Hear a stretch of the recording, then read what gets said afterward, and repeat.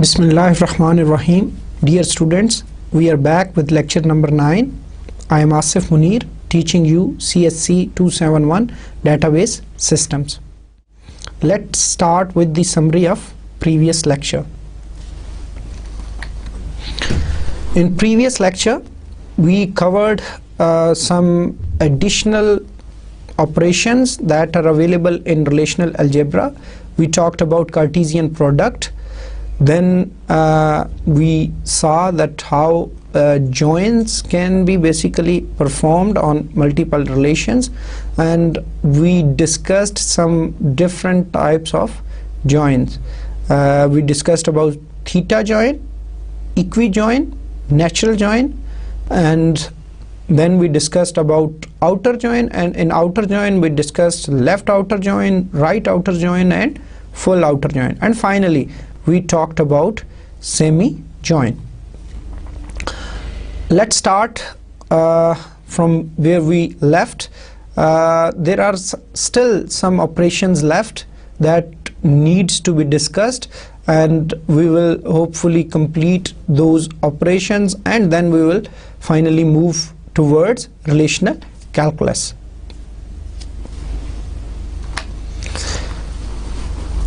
After join, the next operation that is available in relational algebra, and it is not one of the basically operations that are available in relational algebra, division is another important relation that you come across frequently in databases. The symbolic representation for division is the same as we studied in our mathematics course. Suppose we have two relations R and S, then R division S is a relation over the attribute set A, and the relation S is over, suppose if the relation R is defined over the attribute set A, and the relation S is defined over attribute set B, and such that B is a subset of A, and suppose we take C, let's assume C, and that is equal to A minus B. A minus B will be the attributes that are available in A but not in B. I hope you remember the difference, set difference or minus operation, and C is the set of attributes of R that are not attributes of S. So if you have gone through this basically concept, if you are able to understand this concept, then it won't be difficult for you to understand the division operation. So keep in mind, if R basically relation has a set of attributes, and suppose we say that is A, and we have B attributes, that is the set of the attributes for the relation S, and A minus B, what does it mean? A minus B means the attributes that are available in R relation but that are not available in S, and we say that is C, then division operation could be defined as a relation over the attribute C, means the resultant relation after the division operation will contain only attributes that will be available in relation R but not in relation S, that consist of set of tuples from R.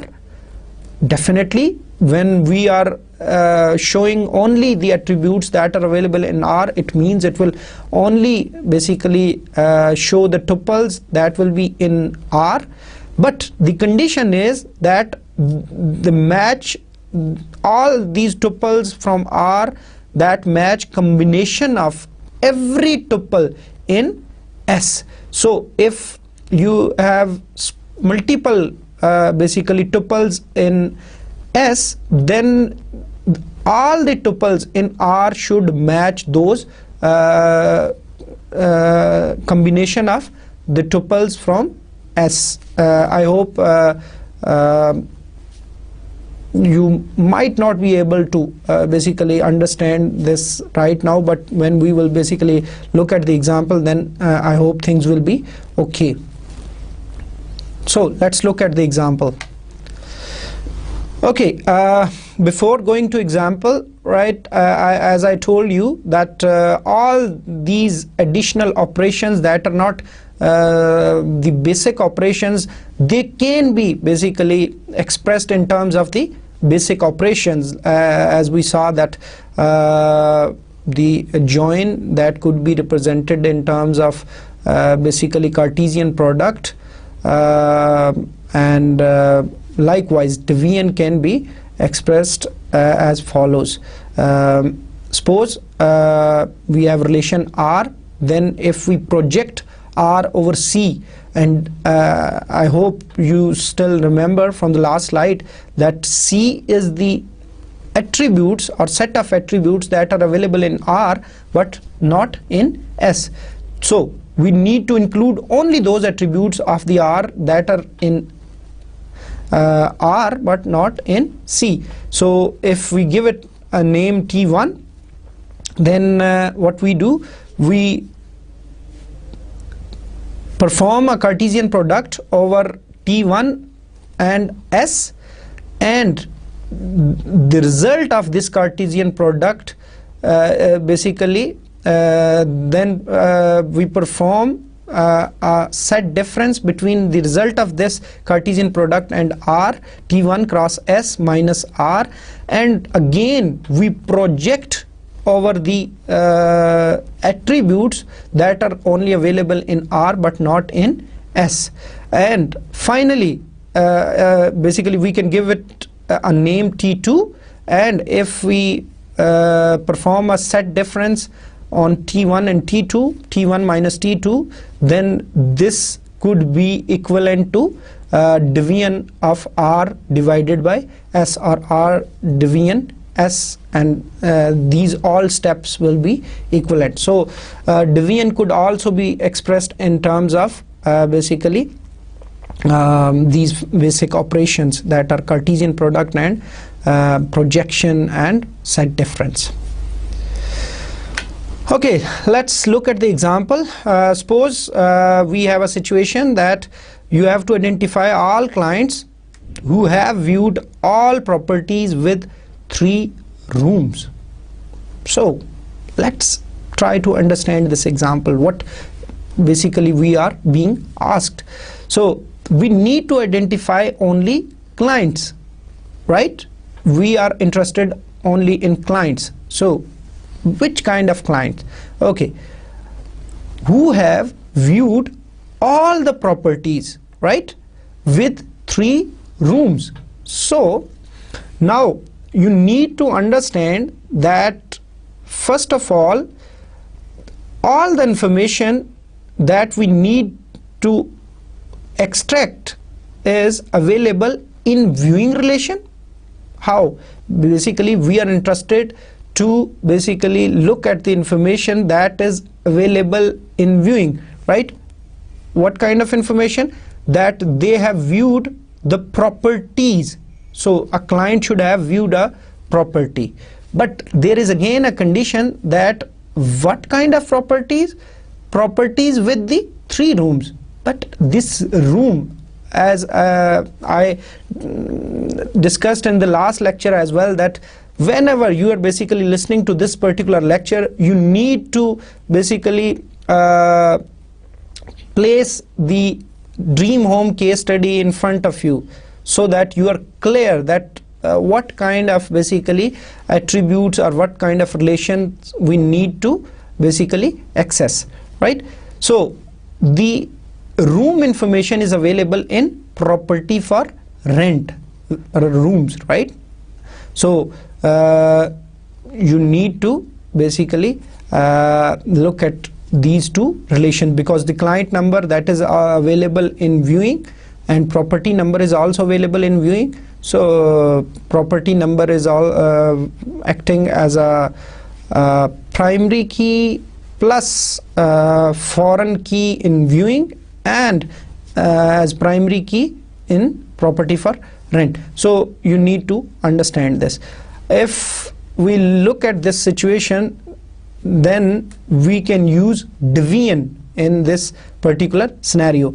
So we projected over viewing, and we were interested only in two attributes. One is client number and property number, right? So from the viewing relation, we had a projection, and we were only interested in client number and property number. Then we divided it with our relation that is a result of projection plus restriction on property for rent. And property for rent, we specifically first apply selection that rooms equals to 3. So only those properties should be selected where number of rooms is 3. So we got only property number of those properties where the property number was basically the number of rooms were 3.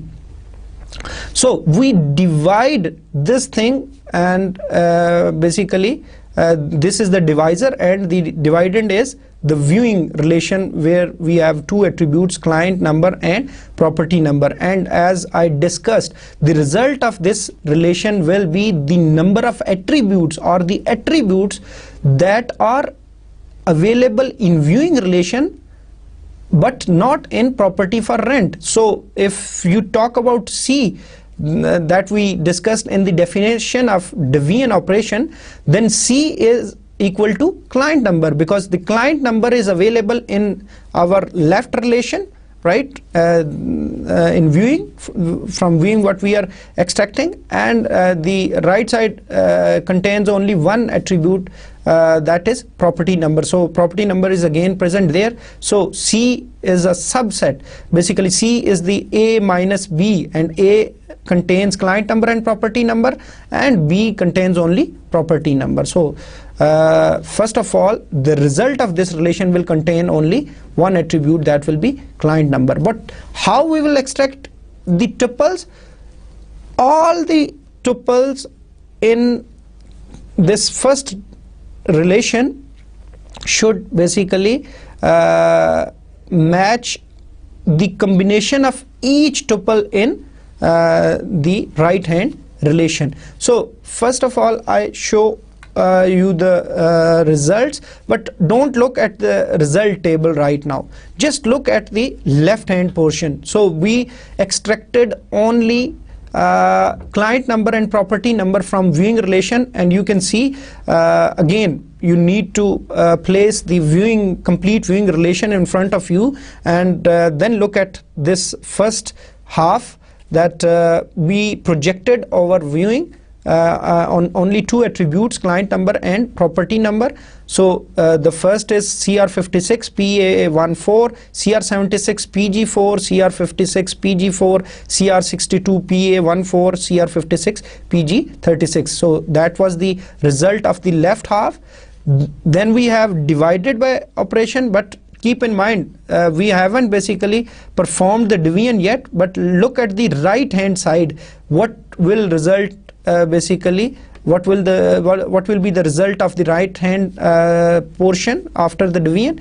So we were basically extracting information from property for rent table, and we were extracting only one attribute, that was property number, but we selected the property number of only those properties that have 3 rooms. So there is a selection or restriction basically that is applied on property for rent. So there are only 2 properties, PG4 and PG36, that are basically that have 3 rooms. So now the division operation says that this right hand side relation has only 2 tuples, right, PG4 and PG36. So the combination of these tuple should match each tuple. That will be the result of division operator. What does it mean?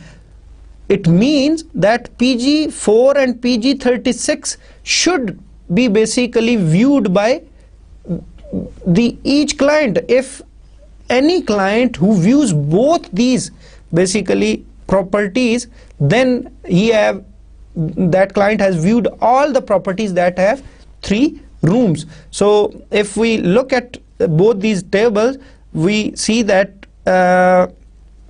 CR56, it has viewed 3 properties basically, one PA14, the other one PG4, and the third one is PG36. So if we look at the right hand side, we have only 2 properties, PG4, PG36, that have 3 rooms. So the client number CR56 have viewed both these properties. So he is basically satisfying our predicate in this particular example. It means that the client number CR56 has viewed all the properties that have 3 rooms.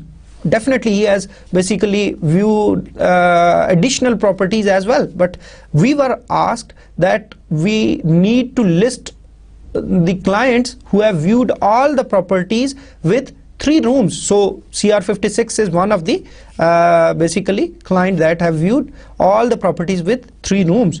But if we look at CR76 have viewed PG4, but it hasn't viewed PG36. Therefore, it is not included in the Devian result.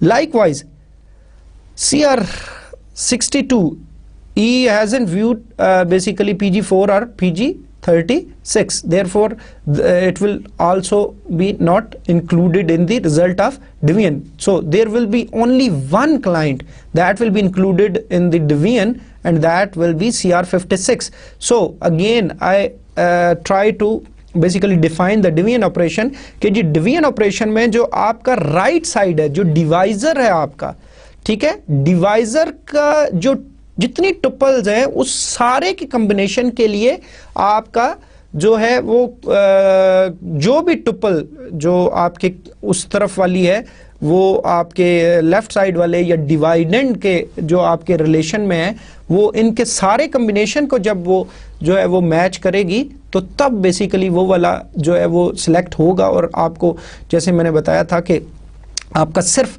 एक जो या ऐसे attribute उसमें include होंगे जो आपके पहले relation में हैं लेकिन दूसरे रिलेशन में नहीं है, वही वाले एट्रीब्यूट्स जो है वो इसमें इंक्लूडेड होंगे। तो मतलब इस डिवीजन को परफॉर्म करने के लिए हमें पहले प्रोजेक्शन अप्लाई करनी पड़ी। आपने देखा कि हमने व्यूइंग को प्रोजेक्ट किया क्लाइंट नंबर और प्रॉपर्टी नंबर के ऊपर, और जो प्रॉपर्टी फॉर रेंट था उसको सिर्फ प्रॉपर्टी नंबर के ऊपर जो है हमने प्रोजेक्ट किया। That's why we were able to perform this division operation. लेकिन division operation is again a very useful operation and it is frequently used in database management systems. I hope ये आपको clear हो गया होगा। अब जो अगले ऑपरेशन है वो है एग्रीगेशन के ऑपरेशन। एग्रीगेशन जो है हमारा, अब आप जब भी आप डेटाबेस सिस्टम्स की बात करते हैं और किसी भी किस्म के डाटा की बात करते हैं तो sometimes we need to have the totals, right. कि जी मसलन फ़र्ज़ करें कि मसलन हम एक सिस्टम बना रहे थे जिसमें हम सारे अपने मंथली एक्सपेंसेस लिख रहे थे, तो at the end of the month we will be interested कि जी हमें टोटल मिल जाए कि इस मंथ का हमारा टोटल एक्सपेंडिचर कितना हुआ। या मसलन फ़र्ज़ करें कि जैसे हमारा स्टाफ का रिलेशन है और स्टाफ के रिलेशन के अंदर हमारी सैलरी की फील्ड है और वी आर आस्क्ड कि जी हमारी जो टोटल सैलरी का सम है जो हम दे रहे हैं वो कितना है, जितना भी सारे एम्प्लॉइज़ को, मसलन आपका जो ओनर है इफ़ ही इज़ इंटरेस्टेड कि जी आप वो अगर देखना चाहे कि आप जो टोटल सैलरी वो अपने एम्प्लॉइज़ को पे कर रहा है वो कितना है तो आप सम निकाल लेंगे। या आप देखना चाहते हैं कि वो कितने तादाद में हैं बेसिकली एम्प्लॉइज़, तो हम उसको काउंट कर लेंगे जी कि इतने एम्प्लॉइज़ हैं, ठीक है, स्टाफ नंबर के ऊपर हम लगा देंगे, उनको चेक कर लेंगे। तो इस किस्म की जो सिचुएशन है वो उसमें हम बेसिकली एग्रीगेशन जो है वो अप्लाई करते हैं। और एग्रीगेशन को रिप्रेजेंट करने के लिए ये साइन जो है इसकी रिप्रेजेंटेशन जो है वो थोड़ी सी डिफरेंट है, लेकिन अब इसको आप जो भी एग्रीगेशन हम फ़िलहाल इसको नेम करते हैं कि हम इसको एग्रीगेशन कहते हैं। और एग्रीगेशन की बेस के अंदर AL है और पैरेंथेसिस के अंदर आपका R है, और R basically is a relation. अब कीप इन माइंड एग्रीगेशन कैसे होती है? Applies aggregate function list, AL। AL जो है वो एग्रीगेट फंक्शन लिस्ट है। अब जितने भी हमारे पास, हम देखेंगे अभी थोड़ी देर में कि हमारे पास मुख्तलिफ किस्म के एग्रीगेशन फंक्शन जो है वो अवेलेबल हैं, उनमें हम जितने भी एग्रीगेशन फंक्शन लगाना चाहते हैं वो हम लगा सकते हैं। टू R हमारा रिलेशन है जिसके ऊपर बेसिकली हम ये एग्रीगेशन फंक्शन अप्लाई करेंगे to define a relation over the aggregate list. और एग्रीगेट लिस्ट जो होती है हमारी, दैट कंटेन्स वन और more aggregate function comma attribute pairs. Again मतलब अब ये थ्योरेटिकली इन चीज़ों को थोड़ा सा अंडरस्टैंडिंग डिफिकल्ट होती है, लेकिन जब हम इसको एग्जांपल के साथ देखते हैं तो आई होप कि चीज़ें आपको आसानी के साथ समझ आ जाएंगी। ठीक है जी। तो हमेशा जो AL होती है, इट कुड बी वन और मोर पेयर्स, और हमेशा ये पेयर की फॉर्म में होगी। पेयर किसका? Aggregate function. और एग्रीगेट फंक्शन किस एट्रीब्यूट के ऊपर आपने लगाया? ठीक है, मसलन जैसे मैंने आपको अभी थोड़ी देर पहले जिक्र किया कि मैंने कहा जी सैलरी वाले जो एट्रीब्यूट है उसका सम कैलकुलेट करना है, तो सम हमारा एग्रीगेट फंक्शन होगा और किस एट्रीब्यूट पे लगेगा? सैलरी के ऊपर लगेगा। और मैं एग्जांपल जब आपको अभी थोड़ी देर में दिखाऊंगा तो फिर मैं इन चीज़ों को और ज़्यादा एक्सप्लेन करूंगा। अब हम देखते हैं कि हमारे पास कुछ मेन जो हमारे पास एग्रीगेट फंक्शंस अवेलेबल हैं, what kind of aggregate functions are available, जो कि हमारे रिलेशनल अलजेब्रा में अवेलेबल हैं। उसमें सबसे पहला है हमारे पास काउंट। काउंट जैसा कि नाम से जाहिर है, काउंट इज वेरी सिंपल के basically it provide you the count of a particular और एसोसिएटेड एट्रीब्यूट जिसके ऊपर आप बेसिकली इसको अप्लाई कर रहे हैं। तो मसलन फर्ज करो कि मैं स्टाफ नंबर के ऊपर अप्लाई करूं काउंट। ठीक है, हमारे स्टाफ का रिलेशन है और स्टाफ के अंदर स्टाफ नंबर की फील्ड है, और स्टाफ नंबर आपको पता है यूनिक है। ठीक है, तो अब इट मींस काउंट अगर मैं स्टाफ नंबर पे अप्लाई करूंगा तो वो काउंट करेगा कि इस एट्रीब्यूट के अंदर कितने जो है वो स्टाफ नंबर मौजूद है। तो इट मींस कि ये टपल्स कैलकुलेट करेगा, काउंट करेगा स्टाफ नंबर की मतलब एट्रीब्यूट के ऊपर।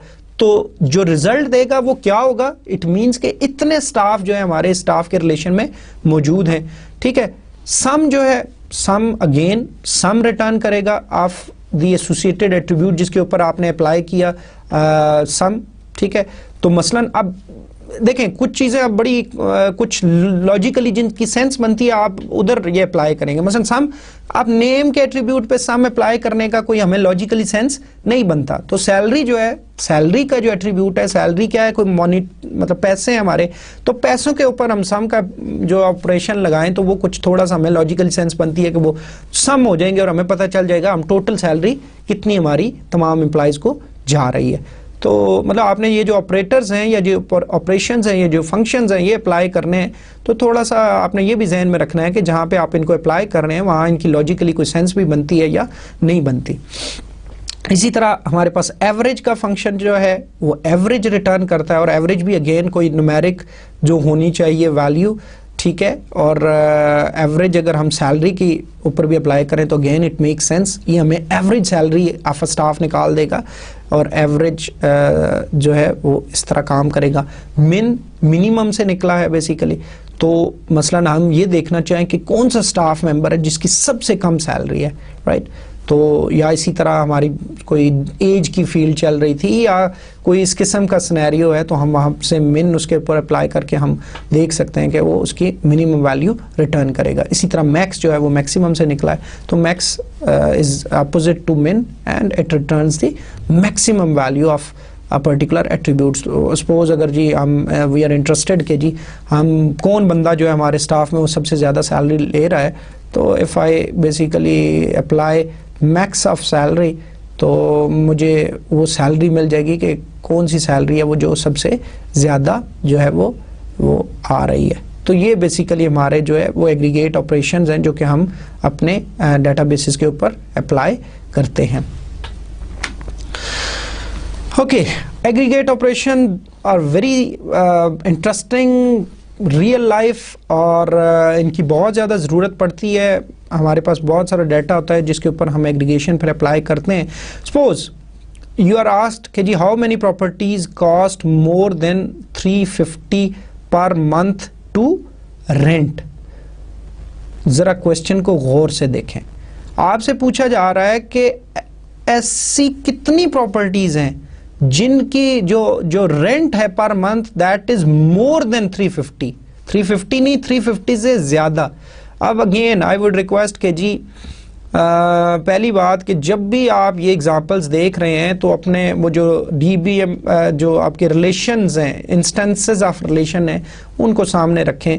चैप्टर 3 में अवेलेबल हैं, इन स्लाइड्स में भी जो है वो पिछले हमारे कुछ लेक्चर्स में जहाँ पे हमने शुरू किया था ये रिलेशनल अलजेब्रा, वहाँ पे भी मैंने आपको दिए हुए हैं, तो वो ज़रूर अपने सामने रखें ताकि आपको क्लियर हो कि आपको जो पूछा जा रहा है वो किस रिलेशन से कंसर्न है और उस रिलेशन में क्या क्या डाटा अवेलेबल है, ताकि आपको रिजल्ट जब आप देखें तो आपको क्लियर हो कि जो ऑपरेशन जब परफॉर्म हो रहा है तो किस तरह बेसिकली इसका रिजल्ट आ रहा है। अब इसमें अब आप देखें तो पहली बात कि हमें काउंट पूछा जा रहा है, right? It's very obvious, how many properties, ठीक है? तो हाउ मेनी मींस काउंट पूछा जा रहा है आपसे, ठीक है? और दूसरी बात ये कि आपसे पूछा किसके बारे में जा रहा है? प्रॉपर्टीज के बारे में पूछा जा रहा है। तो प्रॉपर्टी की इंफॉर्मेशन और रेंट उसका कहाँ पे अवेलेबल है? वो प्रॉपर्टी फॉर रेंट के रिलेशन के अंदर अवेलेबल है। तो हमने कहा जी, अब ये देखें, अब ये वही वाला ऑपरेशन है, रो ऑपरेशन। रो ऑपरेशन जो है आपको पता है रीनेमिंग के लिए यूज होता था, और हमने क्या किया, जो हमारा रिजल्ट आएगा इस एग्रीगेट फंक्शन को अप्लाई करने के बाद किसी भी, और आपको एक चीज़ हमेशा याद रखनी है, भूलना नहीं है ये चीज़, कि जो भी आपके रिलेशनल मॉडल में जो भी मतलब ऑपरेशन आपको परफॉर्म करते हैं वो ऑपरेंड्स भी रिलेशन होते हैं, और जो रिजल्ट भी आता है वो भी क्या होते हैं? वो भी रिलेशन होते हैं। तो अब आप देखें कि आपने एग्रीगेट फंक्शन अप्लाई किया, ये पहले, ये जो एग्रीगेट से पहले वाला हिस्सा है इसको रीनेम वाले को भूल जाएं फिलहाल। अब आप देखें, आपने क्या कहा? आपने कहा जी काउंट करो एग्रीगेट फंक्शन का वो जो सिंबॉलिक रिप्रेजेंटेशन है उसको आपने यूज किया, और हमने कहा था इसकी बेस में क्या आ सकता है? इसमें वो जो एग्रीगेट फंक्शन लिस्ट आ सकती है, और this list will always be in a pair. और पेयर किस चीज का होगा? कौन सा एग्रीगेट फंक्शन लगाना है और किस एट्रीब्यूट के ऊपर लगाना है। तो अब पहली बात हमने लगाया कौन सा एग्रीगेट फंक्शन? काउंट का लगाया। क्यों? क्योंकि हमें नंबर चाहिए था कि कितनी ऐसी प्रॉपर्टीज हैं, ठीक है? दूसरी बात, हमने किस चीज को काउंट कर रहे हैं? हम प्रॉपर्टी नंबर को काउंट कर रहे हैं, ठीक है जी, ताकि हमें पता चले ये इतनी प्रॉपर्टीज हैं। अच्छा, लेकिन उससे पहले हमने इसको देखें, हमने पैरेंथेसिस के अंदर एक और ऑपरेशन अप्लाई किया, और वो है सिलेक्शन का या रिस्ट्रिक्शन का। और सिलेक्शन या रिस्ट्रिक्शन के अंदर हमने क्या कंडीशन लगाई? हमने लगाया जी रेंट ग्रेटर देन 350। एक ज़हन में रखें, ये हमने कहा था, हमसे पूछा गया था कॉस्ट मोर देन 350 पाउंड्स। हमसे ये नहीं कहा गया कि इक्वल टू और मोर देन नहीं कहा गया, हमें सिर्फ कहा गया ज्यादा इससे। तो इसलिए हमने सिलेक्शन में कंडीशन क्या लगाई? हमने कहा जी रेंट इज ग्रेटर देन 350, और ये किस रिलेशन के ऊपर लगाया? Property for rent. तो इट मींस कितनी प्रॉपर्टीज आ जाएंगी जिनकी कॉस्ट 350 से ज्यादा है। अब सपोज करें उसमें प्रॉपर्टी नंबर PG4 आ गया, PG36 आ गया, एंड सो ऑन, इस तरह। तो वो जितनी टुपल्स आ गई, अब उसने उसको काउंट कर लेना है प्रॉपर्टी नंबर के ऊपर। तो अगेन अब एक चीज ध्यान में रखें कि ये जो एग्रीगेट फंक्शन है हमेशा ये रिजल्ट कितना रिटर्न करेंगे? ये एक सिंगल रिजल्ट रिटर्न करेंगे। कि जब वो काउंट कर लेगा तो काउंट वो कितना कर लेगा? वो एक वैल्यू देगा ना। काउंट मतलब वो 10 प्रॉपर्टीज हैं तो वो 10 मतलब एक रो या एक टुपल वो रिटर्न करेगा, ठीक है? अब इसको हमने रीनेम कर दिया, और रीनेम में हमने क्या किया? उसको कहा रिलेशन R, और उस एट्रीब्यूट को जो वो वैल्यू में काउंट की फॉर्म में रिटर्न करेगा उसको हमने क्या कह दिया? उसको हमने माई काउंट का दिया। आपको अगर याद हो तो ये वही वाली चीज़ है कि हमने जो है वो कैसे इस बेसिकली किसी भी एट्रीब्यूट को भी हम रीनेम कर सकते थे। तो इसका रिजल्ट अगर देखें तो माई काउंट की वैल्यू आएगी 5, और ऐसी 5 प्रॉपर्टीज हैं जिनकी कॉस्ट जो है वो 350 से ज्यादा। एक ही है जिसकी 350 है तो वो वाली इंक्लूड इसमें नहीं होगी, इसलिए उसने 5 रह गई और 5 कैलकुलेट कर ले, ठीक है? तो this is one example of aggregate function. अब इसी तरह सपोज अगर आपसे पूछा जाता है find minimum, maximum and average staff salary, ठीक है? तो it's very simple, aggregate function लगाना है, एग्रीगेट ऑपरेशन लगाना है, और फिर उसके अंदर हमने मुख्तलिफ फंक्शन भी लगाने। अब देखें एग्रीगेट का रिप्रेजेंट मतलब फिर अगेन वो जो लेफ्ट साइड पे सबसे पहले है वो आपका रीनेमिंग जो है वो यूज हुई है, रीनेम ऑपरेशन यूज हुआ है, उसको भूल जाएं। लेकिन अभी चलें, अब आपको क्लियर हो गया। तो हमने कहा जी रीनेम हमने किया, जो रिजल्ट आएगा उस रिलेशन को उसको हमने R कह दिया, और उसको जो एट्रीब्यूट्स हैं, और 3 एट्रीब्यूट्स आएंगे तो क्योंकि हमने 3 वो जो है वो एग्रीगेट फंक्शन यूज़ किए हैं, तो उसको हमने माई मिन कह दिया, माई मैक्स कह दिया और माई एवरेज कह दिया। आप कोई भी नाम यूज़ कर सकते हैं, इसमें कोई मसला नहीं है। उसके बाद एग्रीगेट फंक्शन लगाया। एग्रीगेट में आप देखें आपने बेस में फिर अगेन वो जो एग्रीगेट फंक्शन लिस्ट है एल, वो और एल हमने कहा था हमेशा it will be in the form of pairs, और पेयर किस किस किस चीज़ का होगा? पेयर हमेशा एग्रीगेट फंक्शन प्लस एट्रीब्यूट जिसके ऊपर, अब एट्रीब्यूट तो हम एक ही इस्तेमाल हो रहा है, सैलरी है, और सैलरी का ही हमने मिन भी निकालना है, मैक्स भी निकालना है और एवरेज भी निकालना है। तो आप देखें कि मिन space salary comma max space salary comma average space salary, और ये किस रिलेशन में से आ रहा है? ये स्टाफ के रिलेशन में से आ रहा है।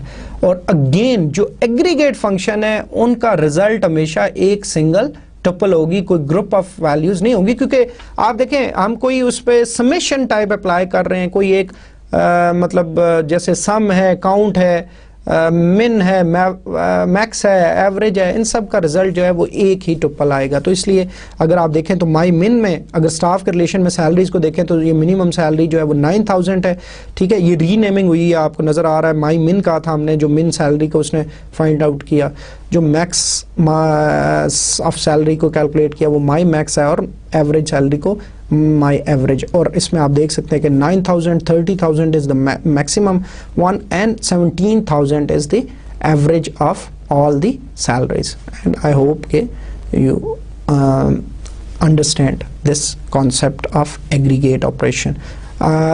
इसमें अब एक और चीज़ आपको ये भी बताता चलूँ कि इसमें घबराने की इस हवाले से कोई बात नहीं है कि हमारे पास ये जो सारी चीज़ें हैं ये दोबारा रिपीट भी होंगी जब हम एसक्यूएल स्टडी कर रहे होंगे।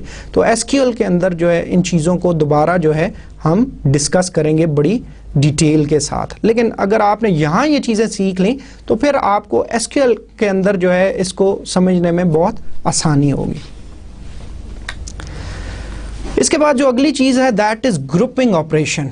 अब ग्रुपिंग को समझने के लिए, ग्रुपिंग आप ऐसे कंसिडर कर सकते हो कि ग्रुपिंग भी जो है वो एग्रीगेट ही होती है, लेकिन ये पर्टिकुलर ग्रुप्स के ऊपर एग्रीगेशन आप अप्लाई करते हो।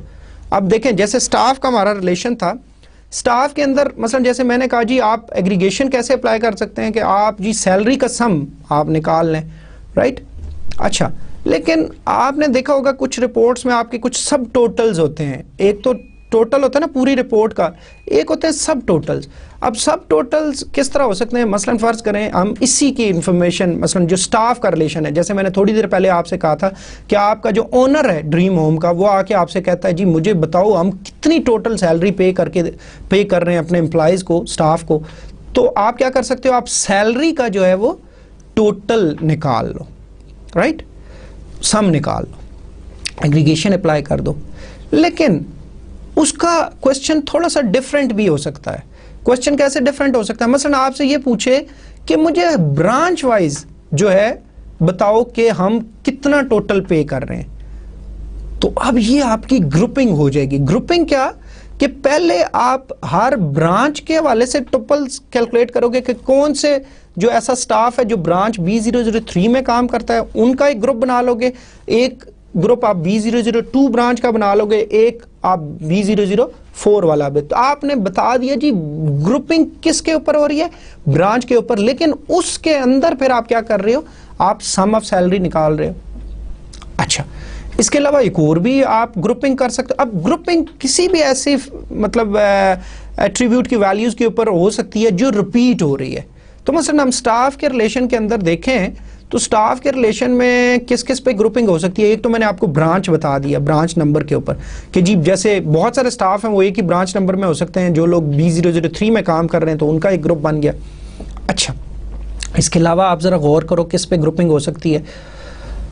अच्छा, गौर से अगर आप देखें तो उसमें आप देखेंगे कि जो आपका पोजीशन है, बहुत सारे लोगों की पोजीशन मैनेजर है, तो आप का जो ओनर है वो आपसे ये भी मतलब आपको कह सकता है कि मुझे बताओ कि जी मैनेजर्स को कितनी मैं टोटल सैलरी पे कर रहा हूँ इररिस्पेक्टिव ऑफ के वो किस ब्रांच में है, मैं असिस्टेंट्स को कितनी कर रहा हूँ, सुपरवाइज़र का सैलरी का सम मुझे निकाल के दो। तो आप देख सकते हैं कि ये भी एट्रीब्यूट की वैल्यूज रिपीट हो रही हैं, तो इन पे भी मैं ग्रुपिंग कर सकता हूँ।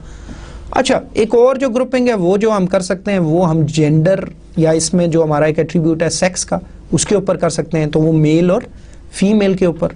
तो मैं मेल के ऊपर और फीमेल के, तो आपका ओनर जो है वो ये भी पूछ सकता है कि हाँ जी मेल को कितना सैलरी का सम है और फीमेल की सैलरी का सम कितना है, एंड सो ऑन। कोई भी ऐसा एट्रीब्यूट जिसकी जो है मसलन जैसे डिपार्टमेंट्स होते हैं, ठीक है, एंड सो ऑन, मतलब आपके इस किस्म की तमाम सिचुएशंस जहाँ पे आपकी कोई भी एट्रीब्यूट की वैल्यूज रिपीट हो रही हैं, उन पे आप ग्रुपिंग कर सकते हो और फिर उन ग्रुप्स के टोटल्स या सब टोटल्स आप निकाल सकते हो, और इस चीज़ को हम क्या कहते हैं, ग्रुपिंग ऑपरेशन कहते हैं। अच्छा, ग्रुपिंग ऑपरेशन इज ऑलमोस्ट, मैंने जैसे बताया कि काम इसमें भी एग्रीगेशन ही अप्लाई करनी है, लेकिन आप ग्रुप्स के ऊपर अप्लाई करनी है, not on the whole relation, ठीक है।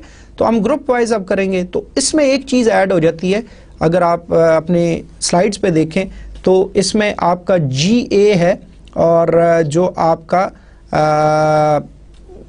और बाकी वही वाला एग्रीगेशन का आपका सिंबॉलिक रिप्रेजेंटेशन है, AL है एग्रीगेट फंक्शन लिस्ट है, और फिर R आपका रिलेशन है जिसके ऊपर आप जो है वो एग्रीगेशन अप्लाई कर रहे हो।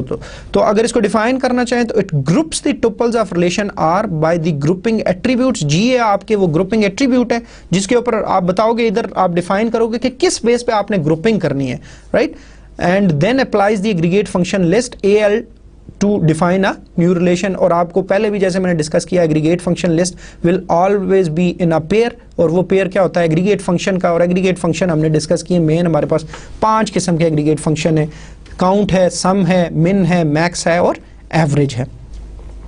अब जो रिजल्टिंग रिलेशन होगा, it will contain the grouping attributes. अब ग्रुपिंग एट्रीब्यूट जो भी, वो एक भी हो सकता है, मल्टीपल भी हो सकते हैं, ठीक है, along with the results of each the aggregate functions। अब इसका रिजल्ट जो होगा रिलेशन का, वो एक टुपल नहीं होगा। अब उसमें जितने पॉसिबल ग्रुप्स बनते हैं, मसलन अगर हम ब्रांच के ऊपर ग्रुपिंग कर रहे थे, तो अब जितनी डिफरेंट ब्रांचेस हैं, हर एक उतनी टुपल्स आपकी इसकी बनेगी, और फिर उस हर एक का एक टोटल बनेगा, या एग्रीगेट फंक्शन वाला उसके ऊपर अप्लाई होगा। अगर हम पोजीशन के ऊपर कर रहे थे, तो जितनी डिफरेंट पोजीशंस हैं, जैसे मैनेजर है, असिस्टेंट है, सुपरवाइजर है, एंड सो ऑन, जो भी आपकी हैं वो सारी उसमें नजर आएंगी। तो मतलब उसकी टुपल्स एक नहीं होंगी जैसे सिर्फ एग्रीगेट के अंदर हम देख रहे थे, ठीक है। तो मतलब जितनी भी ग्रुप्स की पॉसिबिलिटीज बनती हैं, वो सारी टुपल्स जो हैं वो आपकी उसके नजर आएंगी, और फिर उसके अगेंस्ट जो है आपका जो एग्रीगेट फंक्शन है वो आप उसके अंदर देखोगे। अगेन एग्जाम्पल को जब देखेंगे तो it would become very clear, right. Okay, suppose you are asked find the number of staff working in each branch, right? Find the number of staff। अच्छा, एक बात अब आपने जहन में रखनी है, जब भी चाहे कोई रिलेशनल अलजेब्रा एक्सप्रेशन है या स्किल की क्यूरी है, you need to basically concentrate on the wording, right? आपने बड़ी क्रिटिकली इसको एनालाइज करना है कि ये क्या पूछा जा रहा है हमसे। तो find the number of staff, what does it mean, count की बात हो रही है कि आपने उस काउंट करना है स्टाफ को। वर्किंग इन ईच ब्रांच, अब ये जो ईच ब्रांच का लफ्ज आ गया ना, मींस कि आपने हर ब्रांच के हवाले से बताना है कि उसमें कितने लोग काम करते हैं। तो ये हमें इंडिकेशन देगा कि ये ग्रुपिंग यहाँ पे इन्वॉल्व है, ग्रुपिंग के बगैर हमारा मसला हल नहीं होना। And the sum of their salaries, तो क्वेश्चन को समझना सबसे पहला स्टेप होता है, ये आप हमेशा जहन में रखें। एक मतलब ये हमेशा मैं जब भी अपने स्टूडेंट्स को मतलब जब लेक्चर उनको दे रहा होता हूँ, तो उसमें हमेशा मैं उनको ये बताता हूँ कि जो सबसे मुश्किल मरहला है वो क्वेश्चन की अंडरस्टैंडिंग है, और that is the first step towards basically the solution of that problem और क्वेश्चन। तो क्वेश्चन समझ ही नहीं आता तो आंसर तो देना दूर की बात है ना, तो वो तो मुश्किल हो जाएगा। अगर क्वेश्चन ही नहीं समझ आता, तो क्वेश्चन समझ आता है तो फिर आप देखते हो हाँ जी कौन कौन से पॉसिबल सॉल्यूशंस हैं, और पॉसिबल सॉल्यूशंस में से जो बेस्ट सूटेबल होगा वो आप जो है वो डिफाइन करोगे। लेकिन मतलब अगेन जो पहला स्टेप है that is to understand the question. और हमेशा डेटाबेस के अंदर तो मतलब क्यूरीज के हवाले से भी, रिलेशनल अलजेब्रा एक्सप्रेशंस के हवाले से भी, और ख़ास तौर पे जब आप डेटाबेस डिज़ाइन की बात करोगे, तो मतलब इन सब में सबसे पहले इम्पॉर्टेंट चीज़ यही होगी कि आप उस सिस्टम को समझो, आप उस क्यूरी को समझो, ठीक है। तो अगर आपको वो समझ आ जाती है तो then it's not difficult at all to answer that particular question, right. अच्छा, बड़ा क्लियर हो गया जी मुझे कि मैंने ग्रुपिंग करनी है किस पे, ब्रांच के बेस के ऊपर, ठीक है। और फिर मैंने दो चीजें निकालनी है, जो एग्रीगेट फंक्शंस हैं दो मुझे चाहिए। एक मुझे उसका काउंट निकालना है, और काउंट मुझे बड़ा क्लियर है जी कि मैं स्टाफ नंबर के ऊपर निकाल सकता हूं, ठीक है, कि स्टाफ को मैं काउंट कर लूं, ठीक है। दूसरी बात मैं क्या कर सकता हूं कि मुझे पूछा गया है सम ऑफ देयर सैलरीज भी निकालो, तो मुझे सैलरी के ऊपर जो है वो सम में अप्लाई कर दूं सैलरी एट्रीब्यूट के ऊपर, तो I would get the desired results. अब अगेन ये जो लेफ्ट हैंड साइड पे बिफोर दी मतलब ग्रुपिंग एट्रीब्यूट और जो एग्रीगेशन से पहले पहले जो है ये आपका रीनेम ऑपरेशन यूज हुआ है, और इस रीनेम ऑपरेशन में जो आर हमारा रिजल्टेंट रिलेशन है जो आएगा, और ब्रांच नंबर उसको पहले एट्रीब्यूट को मैं नाम दे रहा हूँ माई काउंट, जो मेरा काउंट का फंक्शन अप्लाई होगा उसका जो रिजल्ट आएगा वो इसके अंदर आएगा, और माई सम जो है वो जो सैलरीज का सम मैं हर ब्रांच के लिए निकालूंगा वो माई सम से उसको मैं रिप्रेजेंट कर रहा हूं। आगे आप देखें तो जो पहली फील्ड आपको नजर आ रही है वो है ब्रांच नंबर की, और ये आपको नजर आ रहा है कि वो जो एग्रीगेट फंक्शन से पहले हम ग्रुपिंग एट्रीब्यूट की बात करते थे, तो हम ग्रुपिंग किसके ऊपर कर रहे हैं, ब्रांच नंबर के ऊपर कर रहे हैं। तो पहले वो ब्रांच नंबर के हवाले से वो जो है वो ग्रुपिंग करेगा, ठीक है जी। अच्छा, फिर हर जो ग्रुपिंग है हर ब्रांच नंबर के लिए वो क्या करेगा, काउंट करेगा स्टाफ नंबर को, ठीक है। तो स्टाफ नंबर को उसने काउंट कर लिया, कितना स्टाफ है उस पर्टिकुलर ब्रांच के अंदर, इसी तरह उन सब स्टाफ की सैलरीज का सम निकाल लेगा, एंड फाइनली हम पैरेंथेसिस के अंदर वो रिलेशन देते हैं जिसके ऊपर हम ये अप्लाई कर रहे हैं। तो आई होप कि it's not difficult. Let's look at the result now, ठीक है जी। तो ये हमारी जो क्यूरी हमसे पूछी गई थी उसका रिलेशनल अलजेब्रिक एक्सप्रेशन हमने लगा दिया। अब इसका रिजल्ट क्या आएगा अभी आप देखें। ओके, तीन एट्रीब्यूट्स, और एट्रीब्यूट वही वाले जो रीनेमिंग में हमने नेमिंग दी थी, वही वाले नाम B003, उसके अंदर जो एम्प्लॉइज़ की तादाद है वो 3 है। अब अगेन मतलब आप अपने सामने अगर स्टाफ का रिलेशन रखें ना, आपको बड़ी आसानी से ये रिजल्ट्स वेरीफाई करने में जो है आपको बड़ी आसानी हो जाएगी कि ये वाकई वही रिजल्ट्स आ रहे हैं जो हम एक्सपेक्ट कर रहे हैं उस स्टाफ रिलेशन के अंदर। तो आप देखेंगे कि ब्रांच नंबर B003 में 3 एम्प्लॉइज़ काम करते हैं, और उनकी सैलरीज का तीनों का टोटल लें तो वो 54,000 बनता है। इसी तरह ब्रांच B005 के अंदर 2 एम्प्लॉइज़ हैं और 39,000 उनकी सैलरी का सम बनता है। B007 के अंदर 1 एम्प्लॉय है और उसका सैलरी का जो सम है वो 9,000, क्योंकि वो है ही एक, तो 9,000 ही बनेगा। अब आप ऐसी मतलब सिचुएशन मतलब मुख्तलिफ सिचुएशंस के लिए इसी चीज़ को यूज़ कर सकते हैं। मसलन आप पूछ सकते हो जी find the number of staff working for each position and sum of their salaries, कि जी मतलब जो एक ख़ास पोजीशन के लिए काम कर रहा है, मसलन मैनेजर को अलग कर ले, उनकी सैलरीज का सम बताए, असिस्टेंट्स कितने हैं उनकी सैलरीज का सम बताए, एंड सो ऑन। इसी तरह जेंडर के ऊपर भी आप कर सकते हो, मेल और फीमेल के ऊपर। तो आप इस तरह बेसिकली इस एग्रीगेशन और ग्रुपिंग को आप इकट्ठा यूज़ कर सकते हो। तो आई होप कि अभी ये काफ़ी है इतना। इंशाल्लाह एसक्यूएल के अंदर जब हम इसको मज़ीद डिस्कस करेंगे तो आपको होपफुली अगर कोई चीज़ रह भी गई है तो वो कवर हो जाएगी। ओके, अब इसके साथ ही हमारा रिलेशनल अलजेब्रा का जो पोर्शन है दैट इज़ फिनिश्ड। अब हम मूव करेंगे रिलेशनल कैलकुलस की तरफ। रिलेशनल अलजेब्रा जैसे हमने कहा कि रिलेशनल अलजेब्रा और रिलेशनल कैलकुलस दोनों जो है फॉर्मल थ्योरेटिकल लैंग्वेजेस हैं, और हमने कहा जी रिलेशनल अलजेब्रा जो है वो प्रोसीजरल लैंग्वेज है जो कि डिफाइन करती है कि कैसे एक्सट्रैक्ट करना है, जबकि जो रिलेशनल कैलकुलस है वो नॉन प्रोसीजरल लैंग्वेज है। उसमें हम जस्ट बताते हैं कि हमें क्या चाहिए, ना कि हम ये बताते हैं हाउ टू रिट्रीव दैट।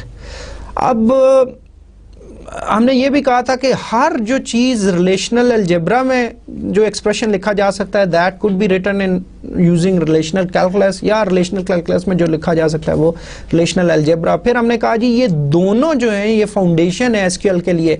मतलब ये भी एक अब कंट्रोवर्सी है कि मतलब आज कहते हैं जी कि रिलेशनल अलजेब्रा जो है एसक्यूएल उसके ऊपर बेस करती है, कुछ कहते हैं रिलेशनल कैलकुलस के ऊपर करती है, कुछ कहते हैं दोनों के ऊपर करती है, लेकिन हमें इसकी डिटेल में जाने की ज़रूरत नहीं है। हम अपने सिर्फ इनको सीखना चाहेंगे कि कैसे बेसिकली ये, ताकि हमारी अंडरस्टैंडिंग जो है वो रिलेशनल डाटा बेसिस के हवाले से या डेटाबेस मैनेजमेंट सिस्टम्स के हवाले से थोड़ी ज़्यादा बेहतर हो जाए। तो रिलेशनल अलजेब्रा हमने बड़ी डिटेल के साथ कवर किया। रिलेशनल कैलकुलस को भी मैं टच करूंगा, लेकिन I would go through it very quickly. मतलब मैं जस्ट आपको थोड़ा सा इसके बारे में बताऊंगा और थोड़ी सी एग्जांपल्स दिखाऊंगा, क्योंकि ये एडवांस्ड टॉपिक्स में आता है और आई थिंक कि ये आपका जो है ये पहला इंट्रोडक्टरी कोर्स है डेटाबेस सिस्टम्स का। तो I would not go into the details, क्योंकि मोस्टली ये ज़्यादा फिर इसमें मैथमेटिक्स इन्वॉल्व है और हम उसके ऊपर हमारा कंसर्न जो है वो ज़्यादा जो फोकस होगा वो हमारा एसक्यूएल के ऊपर होगा, जो कि एक्चुअली हम यूज़ करेंगे, क्योंकि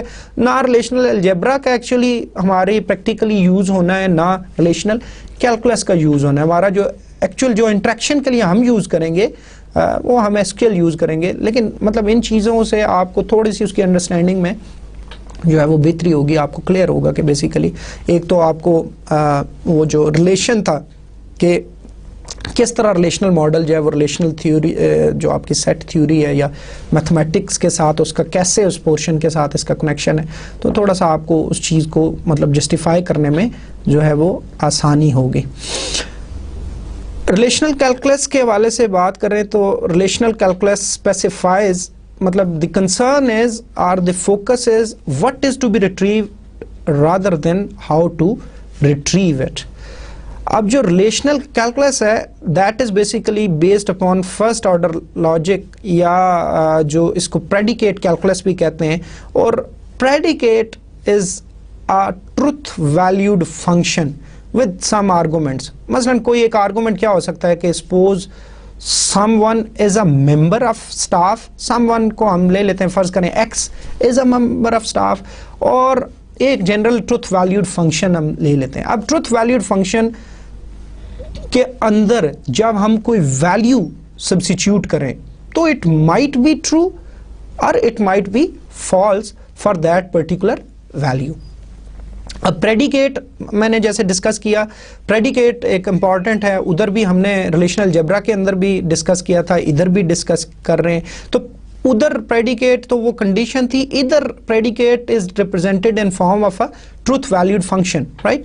तो truth valued function which might have certain arguments, और उस आर्गूमेंट में जब हम कोई वैल्यू सब्स्टिट्यूट करते हैं एक्चुअल, तो then it becomes a proposition. तो उसको हम क्या कहते हैं, प्रोपोजिशन कहते हैं। मिसाल के तौर पे फर्ज करें या इसको डिफाइन करना चाहें, when we substitute values for the arguments, function वो जो ट्रुथ वैल्यूड फंक्शन है, then it yields an expression, वो एक एक्सप्रेशन यील्ड करता है, that is called a proposition which can either be true और फॉल्स, डिपेंड्स, राइट। अच्छा, मसलन फर्ज करें जो अभी थोड़ी देर पहले मैं ट्रुथ वैल्यू फंक्शन या प्रेडिकेट की बात कर रहा था, मैंने कहा जी suppose x is a member of staff. मैं x के अंदर वैल्यू रिप्लेस करता हूँ और x में मैं वैल्यू देता हूँ जॉन वाइट, राइट। तो John white is a member of staff, true. अगर मैं स्टाफ के रिलेशन को देखूं तो स्टाफ में जॉन वाइट है, तो John white is a member of staff, so this triple will return true। तो हम मतलब इसी तरह का हम जो है वो सिचुएशन, इसी किस्म के ट्रुथ वैल्यूड फंक्शन जो है हम बेसिकली रिलेशनल कैलकुलस के अंदर यूज करेंगे। ओके, एक और चीज जो आपको क्लियर होनी चाहिए, कुछ बेसिक कॉन्सेप्ट्स की हम बात कर रहे हैं। हमने बात की पहले, हमने बात की कि जी जो हमारा रिलेशनल कैलकुलस है that is based upon what, not how, basically कि क्या डाटा चाहिए, वी आर नॉट इंटरेस्टेड कि how to retrieve that particular data. दूसरी बात हमने की कि इसमें ट्रुथ वैल्यूड वो प्रेडिकेट होता है, ट्रुथ वैल्यूड फंक्शन होते हैं which could either be true और फॉल्स। फिर हमने प्रोपोजिशन की बात की। प्रोपोजिशन जो है वी सेड कि जी प्रोपोजिशन कि जी when we basically substitute values for that argument, so then it yields an expression and then that is called a proposition, and proposition could be either false or true, depends। ठीक है जी। एक और जो concept हमें समझना जरूरी है वो है रेंज की। ठीक है जी। If suppose predicate contains a variable, for example x is a member of staff, जैसे मैंने अभी आपसे बात भी की थी, there must be a range for x। तो x की रेंज क्या होगी? तो रेंज से मुराद मैथमेटिक्स वाली रेंज नहीं है यहाँ पे। रेंज से मुराद डोमेन है, और डोमेन आई होप कि आपको याद होगा, हमने पिछले हमारे लेक्चर्स में हमने डोमेन को कवर किया था। और डोमेन क्या होती है? Domain is set of all possible values for that particular attribute. तो मतलब रेंज से मुराद वही है कि इस कि क्या क्या सेट ऑफ पॉसिबल वैल्यूज हो सकती हैं। तो मसलन हम चेक कर रहे हैं x is a member of staff, तो एक्स से मुराद क्या है? इट मीन्स कि जी नेम्स की बात कर रहे हैं, तो नेम्स से मुराद नेम्स किन के होते हैं? People, right. So set of all people, तो मतलब जो तमाम लोग पॉसिबल हो सकते हैं, मीन्स के जो set of all possible names हैं वो हमारे, ठीक है। तो अब जब हम उसमें सब्स्टिट्यूट करेंगे तो वो जो प्रोपोजिशन बनेगी, उस प्रोपोजिशन को हम जो है वो कह सकते हैं कि वो ट्रू है या फॉल्स है, डिपेंडिंग अपॉन आवर रिलेशन के इंस्टेंस के ऊपर हम बात करें तो। ओके, अब मसलन फर्ज करो अगर आप जॉन वाइट इसमें प्लेस करो, सब्स्टिट्यूट करो, तो ये एक्सप्रेशन क्या बन जाता है, ये प्रोपोजिशन हमारी होती है John white is a member of staff. Yes, true.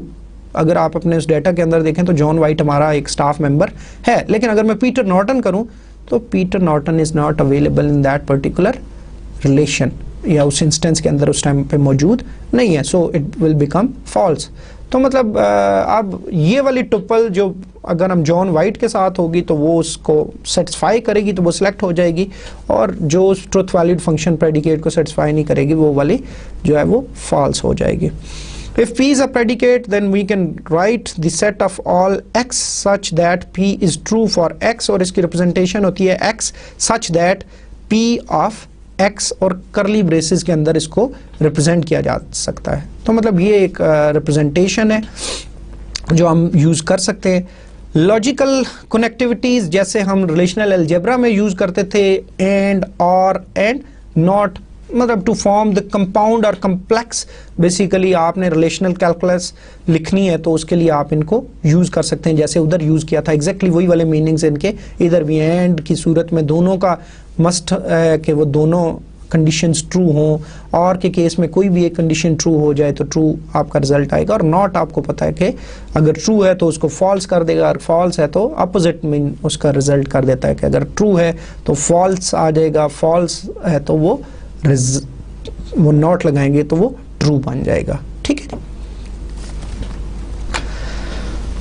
Okay, in what forms the relational calculus is available, right?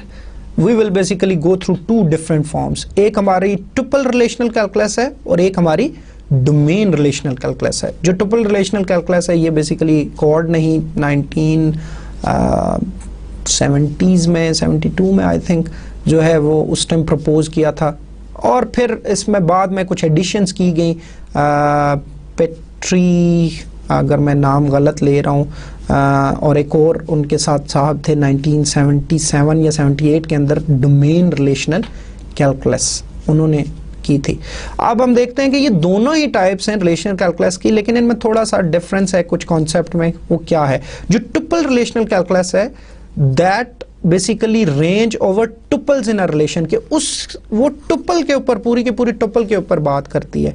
जबकि डोमेन रिलेशनल कैलकुलस जो है it also uses variable, but these variable take their values from the domains of the attributes rather than the tuples of the relations. तो मतलब ये individual attributes के ऊपर, और फिर वो एट्रीब्यूट जो है मैप होते हैं वो डोमेन्स के ऊपर। तो ये डोमेन रिलेशनल कैलकुलस इस तरह काम करती है। लेकिन जैसे मैंने बताया कि हम इसकी बहुत ज़्यादा इन डेप्थ डिटेल में नहीं जाएंगे, हम कोशिश करेंगे कि हम जल्दी जल्दी इसको क्विकली गो थ्रू कर लें, ताकि आपको थोड़ा सा आइडिया हो जाए कि इसमें भी कैसे जो है वो वही वाले सेम एक्सप्रेशंस कैसे इसमें लिखे जाते हैं।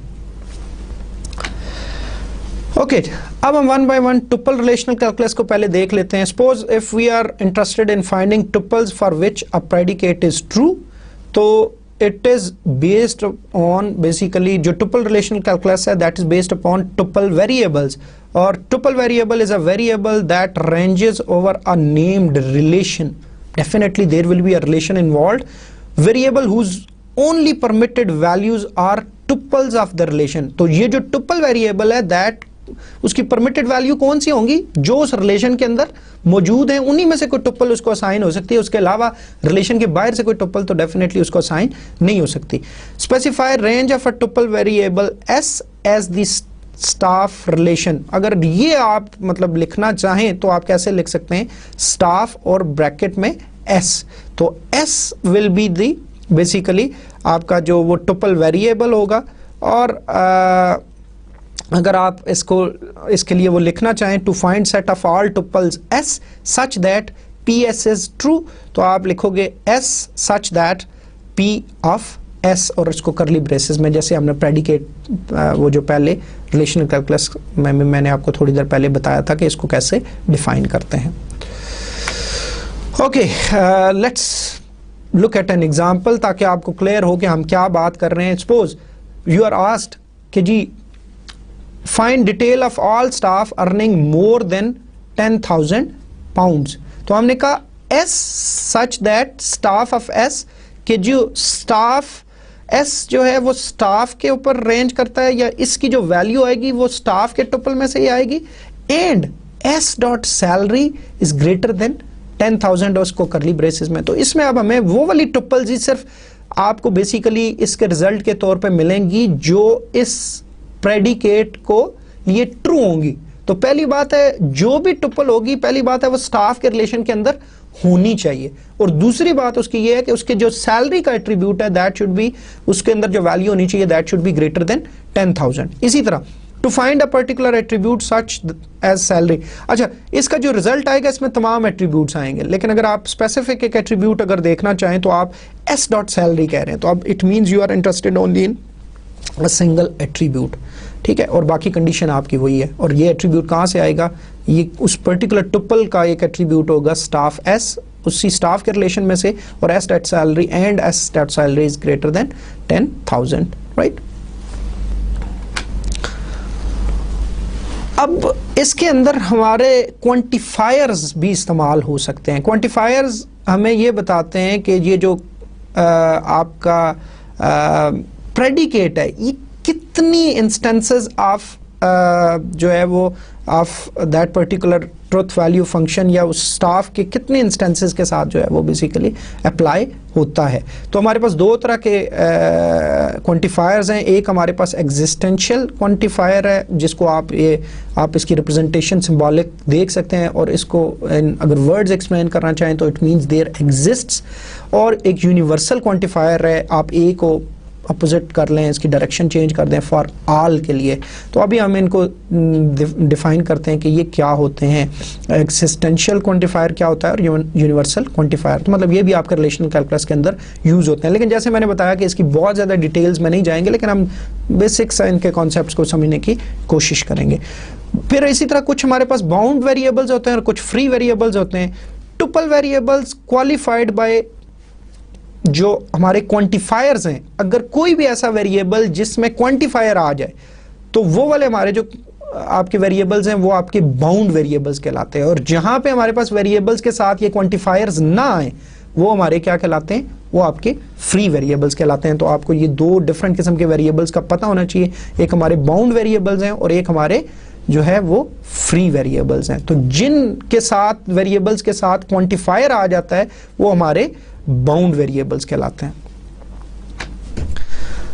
ओके, एग्जिस्टेंशियल क्वांटिफायर की अगर बात करें तो एग्जिस्टेंशियल क्वांटिफायर इसको वर्ड्स में एक्सप्रेस करें तो देयर एग्जिस्ट्स, मतलब ये हम इसको कहते हैं, और is used in a formula that must be true for at least one instance, means के जी किसी एक इंस्टेंस के लिए इसकी वैल्यू ट्रू होनी चाहिए। तो हम मसलन कह सकते हैं जी के स्टाफ एस और एंड और एग्जिस्टेंशियल क्वांटिफायर बी हमने यूज किया, ब्रांच बी के लिए, ब्रांच के लिए है, और हमने कहा branch B and B dot branch number is equal to S dot branch number, के स्टाफ का ब्रांच और बी का ब्रांच इक्वल हो, and B dot city is equal to London. तो इसको हम अगर समझना चाहें इस ये रिलेशनल कैलकुलस के एक एक्सप्रेशन को जो कि इन द फॉर्म ऑफ जो है टुपल रिलेशनल कैलकुलस हमें लिखा गया है, तो इसको हम एक्सप्रेस करना चाहें तो व्हाट वी कैन से कि जी there exist a branch tuple, क्योंकि देखें जो क्वांटिफायर आया वो किसके साथ आया, ब्रांच के साथ आया, तो इट मींस कि there must be at least one branch tuple that has the same branch number as the branch number of the current staff tuple S and is located in London।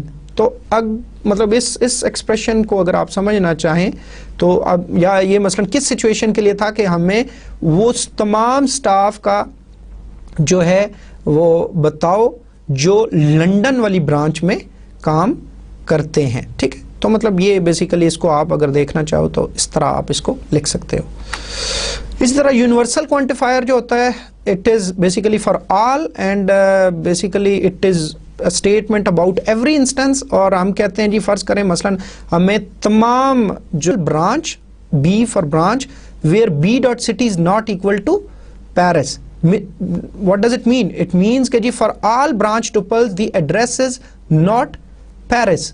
तो मुझे मतलब ऐसी तमाम ब्रांचेस दिखाओ जिसका city Paris नहीं है। तो इट मीन्स हमारे जो अभी इंस्टेंस दी हुई है उसमें कोई भी जो है वो सिटी पेरिस नहीं है। तो इट मीन्स जितनी ब्रांचेस हैं वो सारी वो सिलेक्ट हो जाएंगी क्योंकि पेरिस तो उसमें नहीं है। या इसको आप अगर लिखना चाहो तो इसको इन रिवर्स में भी लिख सकते हो कि जी आप नॉट लगा दो, नॉट, लेकिन अब आप देखें कि आपने उस ऑल को रिप्लेस कर दिया जो है वो आपने एग्जिस्टेंशियल क्वांटिफायर से कि जी एटलीस्ट कोई भी एक इंस्टेंस नहीं है जहां पे सिटी जो हो वो पेरिस हो, ठीक है। तो there are no branches with an address in Paris. तो मतलब इसको आप इस तरह भी पढ़ सकते हो कि जी ऊपर वाला जब हमने यूनिवर्सल यूज किया था तो हमने कहा for all branch tuples the address is not Paris, and अगर इस तरह लिखोगे कि there are no branches with an address in Paris. Expressions और फार्मूला ये दो इंपॉर्टेंट चीज़ें हैं। और अब पहली बात याद रखें कि जो रिलेशन जिस तरह मतलब हमारे सेंटेंसेस होते हैं, अब सेंटेंसेस को अगर हम प्रॉपर कोई उनका सीक्वेंस फॉलो ना करें तो उनकी बाज़ औक़ात वो एक सेंस नहीं बनती, लॉजिकल सेंस। एग्जैक्टली इसी तरह हमारे जो फार्मूला हैं अगर उसके अंदर जो एक्सप्रेशंस हम लिख रहे हैं वो प्रॉपर सीक्वेंस में ना हो तो बाज़ औक़ात उनकी सेंस नहीं बनेगी। तो it should be very clear कि जी formula should be unambiguous and make sense. Otherwise मतलब बाज़ औक़ात हम अगर कोई उल्टा सीधा लिख भी देते हैं तो हो सकता है उसका फिर वो सेंस ना बन रही हो।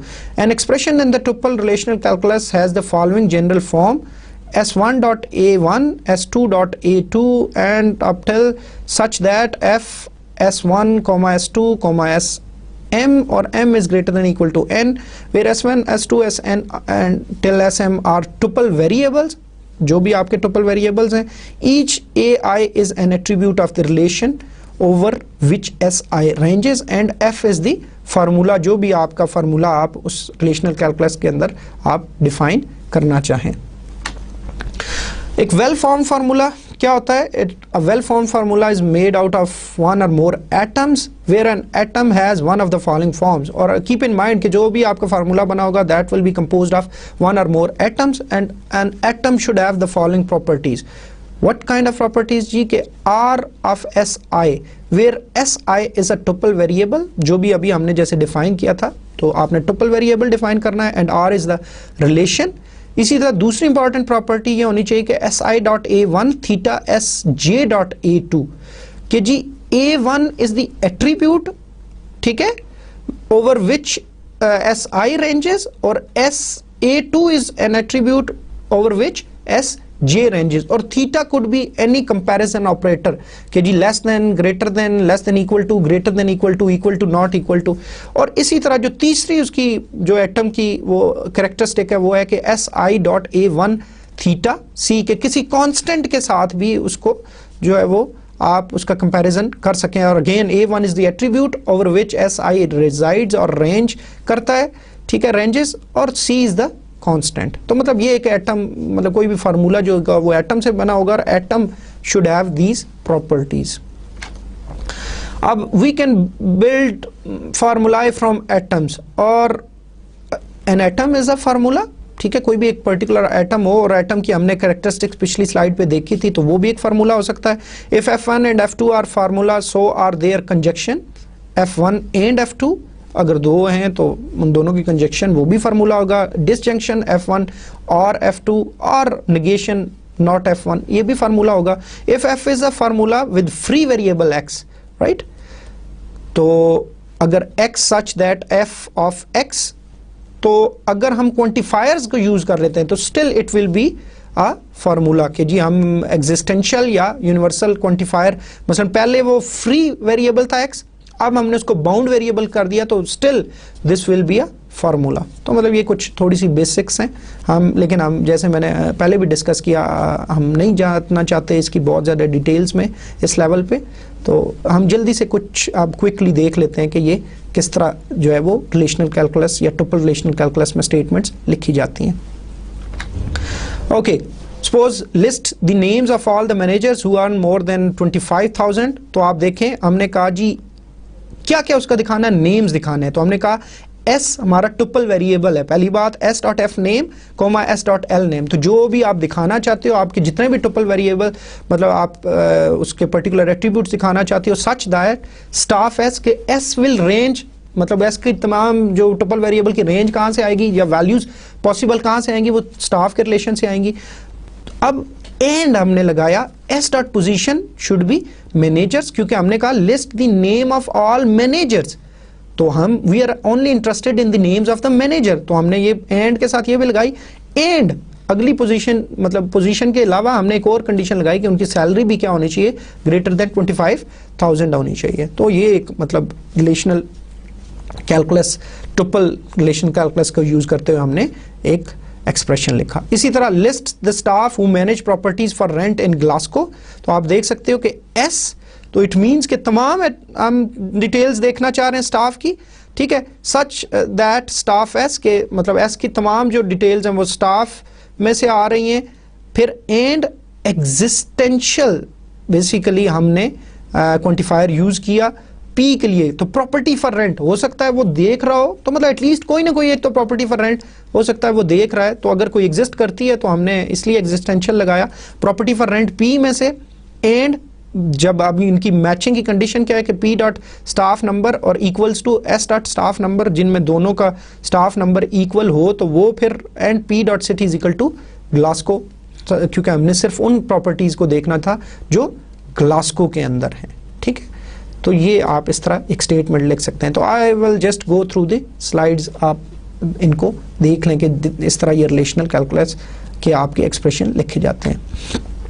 इसी तरह list the name of the staff who currently do not manage any properties. अब इसको दोनों तरह से लिख सकते हैं हम, ठीक है, आप ये दोनों देख सकते हैं, ठीक है। मैं इसकी डिटेल में नहीं जा रहा, जस्ट आप इस बुक में से इन एग्जांपल्स को देख लें। इसी तरह list the names of the clients who have viewed a property for rent in Glasgow, ठीक है जी। इसको भी आप देख सकते हैं कि जी हम सिर्फ क्लाइंट के नेम और लास्ट नेम देख रहे हैं, और क्लाइंट और प्रॉपर्टी फॉर रेंट दोनों के अंदर से जो है, प्लस व्यूइंग में से भी जो है आपकी तीन रिलेशंस के अंदर से इंफॉर्मेशन आ रही है। तो ये सारी आपकी स्टेटमेंट लिखी जाएगी इस तरह। इसी तरह ये कुछ और एग्जांपल्स हैं जो कि आप देख सकते हैं, मैं इनकी डिटेल में नहीं जा रहा, मतलब आप जस्ट इनको कंपेयर कर सकते हैं कि किस तरह रिलेशनल अलजेब्रा में यही वाली हमने स्टेटमेंट्स लिखी थी और रिलेशनल कैलकुलस में ये किस तरह रिप्रेजेंट होता है। अब देयर इज अ पॉसिबिलिटी कि हमारे इनफाइनाइट सेट कोई जो है वो जनरेट ना हो जाए, हम कोई ऐसा एक्सप्रेशन लिखें जो इनफाइनाइट सेट जनरेट करे, तो इस किस्म के जो है हमारे एक्सप्रेशन जो होते हैं उनको अनसेफ कहते हैं। सपोज ये एक एक्सप्रेशन है S such that not staff of S. What does it mean? It means set of all tuples that are not in the staff relation. तो it means इसके जो हमारे इसके अलावा जितनी पॉसिबिलिटीज हैं, तो मतलब ये एक इनफाइनाइट सेट है, जो हमारे स्टाफ रिलेशन के अलावा टपल्स हैं वो तो कुछ भी हो सकती हैं। तो मतलब we should avoid such kind of situations by adding some restrictions and providing the domain for that particular expression। तो अगर हम domain define कर देंगे तो it means कि उस किसी भी expression की जो value होगी वो उस domain के अलावा नहीं आ सकती, तो हम इस किस्म की किसी भी situation से avoid कर सकते हैं। डोमेन रिलेशनल कैलकुलस जो हमारी दूसरी फॉर्म है, हम उसको देख लेते हैं। हम जल्दी से इसको देखेंगे क्योंकि जैसे मैंने बताया कि ये मैथमेटिक्स से ज़्यादा रेलेवेंट है, तो हम इसके ऊपर बहुत ज़्यादा फोकस हमारा नहीं होगा, लेकिन वी वर जस्ट इंटरेस्टेड कि जी हम इसको देख लें कि कैसे आपके एक्सप्रेशन जो है वो रिलेशनल कैलकुलस के अंदर भी लिखे जाते हैं। अब टुपल रिलेशनल कैलकुलस के मुकाबले में जो डोमेन रिलेशनल कैलकुलस है दैट बेसिकली इसमें भी वेरिएबल्स यूज होते हैं, उधर वेरिएबल आपके टुपल वेरिएबल्स यूज होते थे, लेकिन इधर डोमेन वेरिएबल्स यूज होते हैं और वो जो वेरिएबल्स हैं they take their values from the domain instead of the tuples of relation. तो ये खास इसमें डिफरेंस होता है। इसके अगर हम डोमेन रिलेशनल कैलकुलस का जो एक्सप्रेशन है उसकी फॉर्म देखना चाहें तो इट्स D1, D2, Dn और such that f of D1, D2 और Dm तक और m is greater than equal to n, where f is the formula और which could be again composed of atoms, जैसे हमने पीछे भी डिस्कस किया था कि हमेशा फार्मूला जो है that will always be composed of one or more atoms, and atom की हमने कैरेक्टरिस्टिक को भी डिस्कस किया था, वही वाली हम दोबारा भी देखेंगे। D1, D2 and Dn represents the domain variables. ठीक है जी, ओके। वेर फॉर्म फार्मूला हमारा हमने जैसे पहले डिस्कस किया था कि इट कुड हैव वन और मोर एटम्स, और एटम्स की अगेन वही वाली प्रॉपर्टीज होंगी इसमें R, D1, D2 where R is a relation of degree n and each Di is a domain variable. Di theta dj होना चाहिए where Di and dj are domain variables and theta could be one of the comparison operators. Di theta dc होना चाहिए कि हम किसी भी domain variable को constant के साथ भी उसका कंपैरिजन ऑपरेटर मतलब कोई भी यूज करके उसके ऊपर अप्लाई कर सकते हैं। फार्मूला बिल्ड करने का अगेन वही वाला मेथड है जो हम टुपल रिलेशनल कैलकुलस के लिए हमने देखा था कि atom is a formula, if f1 and f2 are formula then f1 and f2 conjunction is again formula, disjunction और निगेशन। अगेन इफ अगर हम एक हमारा वेरिएबल है x जो कि डोमेन वेरिएबल है और फ्री वेरिएबल है फार्मूला f के अंदर, और अगर हम क्वांटिफायर्स को यूज करते हैं, बाउंड कर देते हैं उस वेरिएबल को, तो still it will be a formula. Okay जी, अगर रिलेशनल डोमेन रिलेशनल कैलकुलस की हम एग्जांपल की बात करें तो वही वाली स्टेटमेंट जो हमने उधर लिखी थी कि find the name of all the managers who earn more than 25,000 pounds, तो वो हम कैसे लिखेंगे, FN first name comma last name such that, और ये हमने एग्जिस्टेंशियल क्वांटिफायर का यूज़ किया, SN position, sex, date of birth, salary, branch number, और ये किस रिलेशन में से आ रहा है, स्टाफ के अंदर से SN, FN, last name, position और सारे एट्रीब्यूट्स। और ये जैसे हमने कहा था कि ये जो हमारे डोमेन के जो आपके वेरिएबल हैं they will be basically take their values from the domain जो कि आपकी उस रिलेशन की है, और हमने कंडीशंस भी स्पेसिफाई कर दी कि पोजीशन की जो है that should B manager and salary should be greater then 25,000 pound. Okay, वही वाले सारे जो हमारे एक्सप्रेशन जो हमने पीछे सिनेरियोज थे उन्हीं को अब हम डोमेन रिलेशनल कैलकुलस में लिख रहे हैं। कोई थोड़ा सा इसका सिंटेक्स का डिफरेंस है, आप इनको देख लें खुद ही। आई होप कि आपको इसमें कोई इतनी ज़्यादा मुश्किल नहीं होनी चाहिए।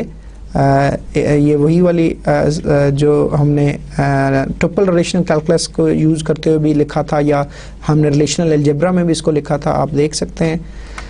ये चंद एक हमारी एग्जाम्पल्स हैं, मैं इनकी डिटेल में नहीं जा रहा। फाइनली अगर आपको याद हो तो पिछले लेक्चर में हमने कुछ और भी लैंग्वेजेस का जिक्र किया था इनके अलावा। तो एक हमारी ट्रांसफॉर्म ओरिएंटेड लैंग्वेजेस हैं जो कि नॉन प्रोसीजरल लैंग्वेजेस हैं दैट यूज रिलेशंस, और हमने देखा कि हमारे जो हमारी एसक्यूएल होगी या सीक्वल एक आई थी पहले उससे, और एसक्यूएल जो कि स्ट्रक्चर्ड क्यूरी लैंग्वेज, एक स्टैंडर्ड क्यूरी लैंग्वेज है जो कि बेसिकली आप जितनी भी डाटाबेस के साथ इंटरेक्शन करते हैं उसके लिए यूज़ होती है। तो ये एक ट्रांसफॉर्म ओरिएंटेड लैंग्वेज है। इसी तरह हमने ग्राफिकल लैंग्वेजेस की बात की थी, और ग्राफिकल लैंग्वेजेस की एग्जांपल जैसे क्यूरी बाय एग्जांपल है। अगर आपने माइक्रोसॉफ्ट एक्सेस यूज़ किया होगा तो उसमें आप देख सकते हैं कि ये ग्राफिकल होती है और आपको स्ट्रक्चर रिलेशन का नज़र आ रहा होता है। यू जस्ट सेलेक्ट सर्टन या फिल इन सर्टन इंफॉर्मेशन, और उस आपके क्लिक्स के ऊपर और आपकी उस फिलिंग के ऊपर जो है आपका तमाम जो है वो डाटा वो डिस्प्ले हो जाता है। तो ये जो है आपकी ग्राफिकल लैंग्वेज की एग्जांपल है। इसी तरह आपकी जो फोर्थ जनरेशन लैंग्वेजेस हैं उनमें हमने बहुत सारी देखी थी, जैसे हमने ग्राफिक्स जनरेटर देखे थे, हमने एप्लीकेशन जनरेटर देखे थे, फॉर्म जनरेटर की बात की थी। तो मतलब मुख्तलिफ़ किस्म की आपके वो लैंग्वेजेस अवेलेबल है जो कि आपको जस्ट जो है वो मेन्यू के थ्रू आपको मुख्तलिफ़ किस्म की जो है वो आपको एप्लीकेशंस तक जो है वो आपको डेवलप कर देती हैं। इसी तरह जो सबसे लेटेस्ट इस एरिया में काम हो रहा है वो है नेचुरल लैंग्वेजेस, और natural languages is just restriction of like English language कि जी हम जस्ट सिंपल इंग्लिश में लिखें, कुछ रिस्ट्रिक्टेड हो और वो हमें जो भी हमारा रिक्वायर्ड रिजल्ट है वो हमें मिल जाए। लेकिन ये बिल्कुल लेटेस्ट रिसर्च एरिया है और इसमें अभी अर्ली स्टेज के ऊपर ही है, मतलब अभी काम हो रहा है इसके ऊपर।